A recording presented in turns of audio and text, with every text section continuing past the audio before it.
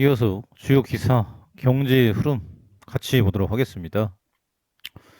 일단 러시아발 역량으로다가 지금 곡물 사재기, 지금 이제 요게 백신 사재기하고 비슷하게 이제 가고 있다라는 부분들 보도가 여기저기서 나오는데 일단은 못 사는 국가들에 대한 걱정이 이만저만이 아니죠.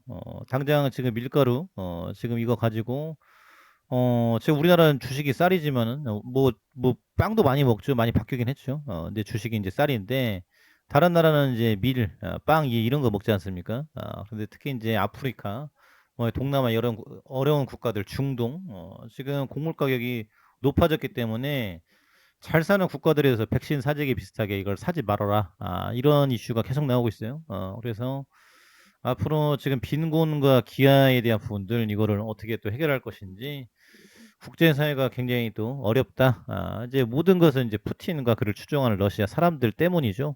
그래서 이에 대한 부분 굉장히 또 큰 가운데 지금 이제 또 우리의 관심은 지금 국정과제 인수위에서 어떻게 지금 이행을 할 것인지 말과 행동이 일치할 것인지 이게 중요한 포인트죠. 그래서 지금 뭐 절치부심 안철수 위원장 같은 경우는 정치한 지가 한 11년 정도 됐죠.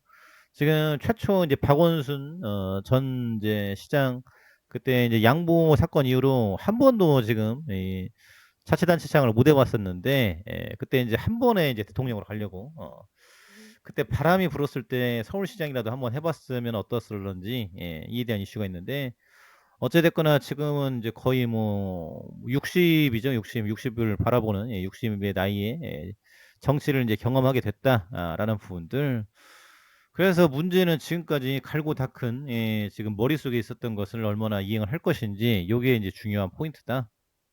그래서 이번에 만약 지금 뭐 같이 인제 단일화를 한 건데 안 됐다라고 하면은 뭐 거의 정치 생명은 끝날 뻔했다라는 부분들. 그래서 이번이 뭐 마지막이 될 수도 있는 뭐 기회일 수도 있는데 잘하면은 또 대통령까지 갈 수 있겠죠. 그래서 국정과제 100대 과제식으로 나열하면 못 지킨다. 중점 과제, 핵심 과제 위주로 취임 100일 이내에 할 수 있는 과제 선별을 하겠다. 그래서 일단은 기대를 하고 있습니다. 그래서 지금 뭐 윤석열 당선인도 밀어주는 또 분위기고 합당 절차에 대한 부분들도 이준석 대표하고 뭐 서로 뭐 욕 비슷하게 했다가 지금 어찌됐거나 봉합을 하는 것 같아요. 그래서 100대 과제식 나열하는 경우도 있지 않느냐. 근데 하나하나씩 밑줄을 그어가면서 지금 이거를 이행을 할 것인지.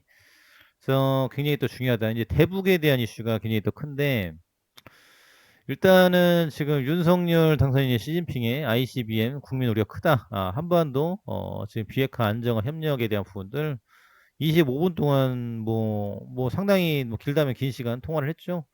수기와 30주년 새로운 한중관계 이루자. 근데 좀 굉장히 의아스러운 대목이 중국에서는 당선인 신분하고는 통화를 안 한다라고 했는데 통화를 했어요. 그래서 중국도 뭐가 급한 것 같은 또 느낌이죠. 예. 그래서 중국 같은 경우는 뭐 중화 사상을 가지고서 지금 뭐 자존심도 굉장히 또 강한데 지금 먼저 지금 전화를 했다라는 부분들 이에 대한 부분도 상당히 또 크다. 고위급 전략 소통 활성화 이른 시일 내 만남 위에 긴밀 소통. 그래서 일단 가장 우려한 거는 윤 당선인이 사드 또 이제 추가 배치하겠다라는 부분들. 그러면 지난번 또 이제 박근혜 정권 때 사드 2가 또 연출이 되는 거 아니냐. 안 그래도 자영업자 다 죽어가는데. 근데 일단은 분위기는 좋아 보여요. 그리고 비핵화 한반도 안정. 북한한테 네가 좀 얘기해. 좀 조용히 좀 하라고. 이런 대목이죠. 한국과 세계 공급망 안정에 적극 노력해 나가길 원한다라는 부분인데 중국도 먹고 살기가 쉽지가 않다라는 거죠. 바이든 쪼이기. 그래서 윤석열 당선인은 네가 좀 북한 좀 조용히 좀 잠잠히 시켜라. 시진핑은 너가 좀 바이든한테 얘기해서 우리 제재 좀 안 하게 좀 해줘. 이런 이제 모종의 시그널 이런 것들이 오가는 것 같아요. 그래서 앞으로 뭐 중국은 뭐 우리가 배제할 수 없는 시장이죠. 근데 지난번에 경선 때 우리나라는 중국 사람 싫어한다. 중국인들도 우리나라 싫어한다. 이런 지금 너무 솔직한 발언을 했죠. 그런데 지금 어떻게 지금 이루어질 것인지 잘못된 규제, 세제, 과감히 혁신, 부동산 직접 챙기겠다. 국토부 업무 보고. 그래서 일단은 국민들의 관심사 특검에 대한 부분 아니겠습니까? 그래서 화천대유에 대한 부분들 이걸 어떻게 잡아 나갈 것인지. 그러면 도이치모터스 주가 조작에 대한 부분들 이걸 어떻게 마무리를 지을 것인지 지금 대검에서 증권범죄 합수단 직제화 시킨다라고 지금 발언이 나왔어요. 그래서 이 외국인의 공매도 주가 조작 외국인의 놀이터 단타치기 지금 최근에 JP 모건도 3일 동안 100억 벌고 나갔죠. 이런 부분들을 어떻게 잡아나갈 것인지 윤석열 당선인에 대한 거는 기대감이 상당히 있다. 그리고 대출 규제에 대한 부분들도 상당히 지금 크죠. 규제를 푼다라고 하는데 그러면 이제 앞으로 빚내 가지고 주식도 많이 하고 지금 뭐 계양전기, 오스템 임플란트, 강동구청 7급 공무원 이런 직원들이 굉장히 또 큰 이슈를 냈지 않습니까? 그래서 앞으로 이렇게 돼서 뭐 나는 집도 못 사고 평생을 지금 종같이 직장에서 종살이해야 되는데 이거 답이 안 나온다. 결혼도 못 한다. 애도 못 난다. 애도 키울 돈도 없다. 해가지고 한탕주의에 이제 들어가는 거죠.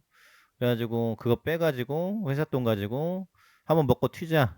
그래서 어저께 같은 경우도 지금 뭐 사료주, 지금 또 일동제약 이런 것들, 지금 눈이 막 돌아가죠. 막 상한가 치고 앞으로 엄청 잘 될 것 같으니까. 근데 또 몰라요. 몰빵했다가 또 박살 날 수 있습니다. 그래서 안랩 같은 경우도 엄청나게 갔다가 또 이제 뭐 하한가 치고, 꼬꾸라지고 이제 이러지 않습니까?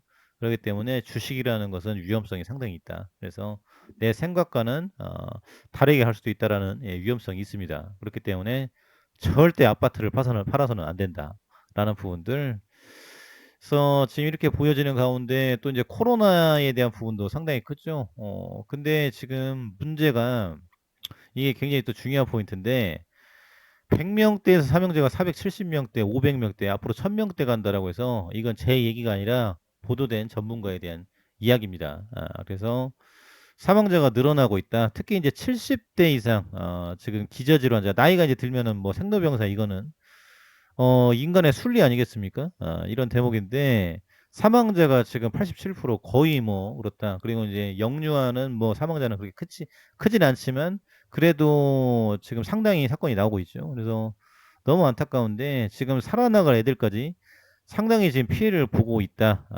그래서 앞으로 지금 이 사망자가 이제 고령층에서 많이 나오는데 특히 이제 요양원에 대한 이슈가 굉장히 또 커요. 같이 이제 집단으로 모여 있다 보니까 3명 중 1명은 요양병원과 요양시설에서 나오고 있다. 그래서 바깥쪽에서 파도가 세게 부는데 요양병원이 아무리 문을 걸어 잠근다고 해도 그 파도를 막기가 어렵지 않겠느냐. 기저질환이 있거나 많이 힘드셨던 환자분들은 일종의 트리거가 되는 것 같다. 그래서 지난해 12월과 비교하면 치명률은 떨어졌지만 확진자 규모가 커서 사망자 수만 4배가 넘게 늘었다. 이게 지금 중요하죠. 델타 변이 때는 지금 이때도 좀 위험했었죠. 근데 전파력은 그렇게 안 크다. 근데 사실 그때도 오미크론 나오기 전이라 크긴 컸어요. 오미크론이 워낙 빠르기 때문에 작아 보인 거죠. 지금 현재로서는.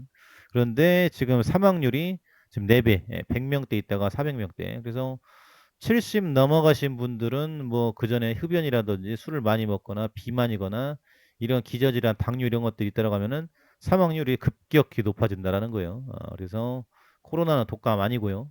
폐를 찢어버릴 수도 있다라는 부분들. 그래서 코로나 감염에 대한 부분들 굉장히 또 후덜덜한 대목이죠.